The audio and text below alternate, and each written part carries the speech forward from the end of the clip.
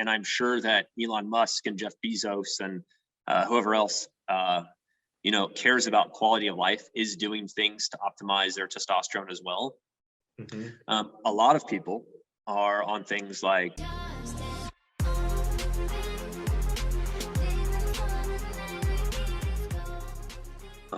in a lot of cases, especially if you have a really long acting compound like a decanoate or an undecanoate ester, it's going to be literally months when you still have clinically significant levels of androgen that are suppressing your hypothalamus and pituitary. Interesting. Yeah, you see this a lot in the TRT community, that you have like people that are depressed and they go on testosterone and they feel great. I was always wondering, what is the mechanism of action of why testosterone makes you undepressed? Because I got a question from a follower. He has like PCS. He had a big hit on his head and he tried a lot and he doesn't really feel good, like mentally. And he thinks testosterone can help him, but after blood work, his total testosterone was fine. Only his luteinizing hormone was a little bit on the lower end of normal. Just say that. How is it possible? And should this person consider TRT? I don't know. I just don't know what testosterone does with your brains that it makes you feel better. Yeah, so testosterone and dopamine are close cousins. I think Andrew Huberman popularized that saying, but it's very dopaminergic. So if you think of other things that are dopaminergic, then it kind of makes sense. So a lot of men that are depressed, they go on something like a Wellbutrin or a bupropion. That's a dopamine reuptake inhibitor that can also increase dopamine. Secondarily, testosterone also is active in the central nervous system. SHBG is actually one thing that helps testosterone cross phospholipid bilayers. Examples of phospholipid bilayers is any cell membrane, including your brain cells, and also the blood-brain barrier. So when it's bound to SHBG, it's the sterol ring is carried over, and that makes it able to interact with the nuclear capsid, cause gene transcription, cause that resilience effect.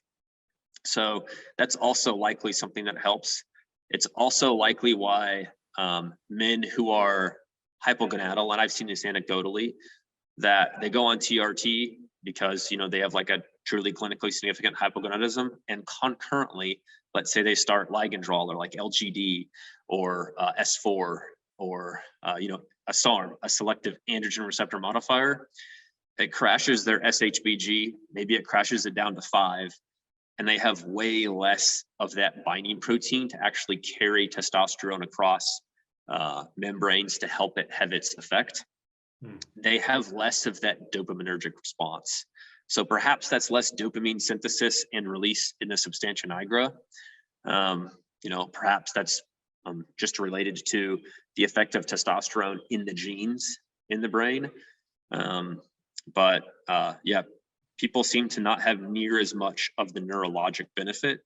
In fact, a lot of people have a spike in anxiety when they start TRT.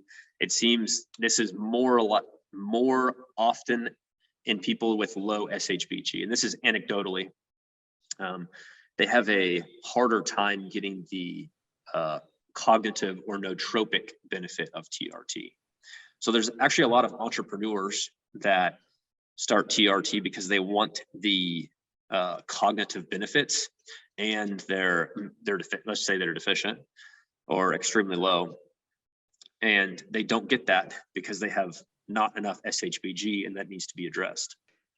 If I look at successful people, if you look at Jeff Bezos, I don't know, Elon Musk, all those guys, I guess they are on testosterone. I think people who have knowledge about it, they know as well.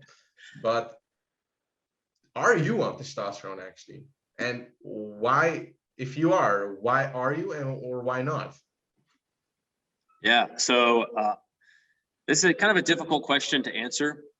It's natty or not on many people at the same time. So I'm definitely doing things to optimize my testosterone, and I'm sure that Elon Musk and Jeff Bezos and whoever else cares about quality of life is doing things to optimize their testosterone as well.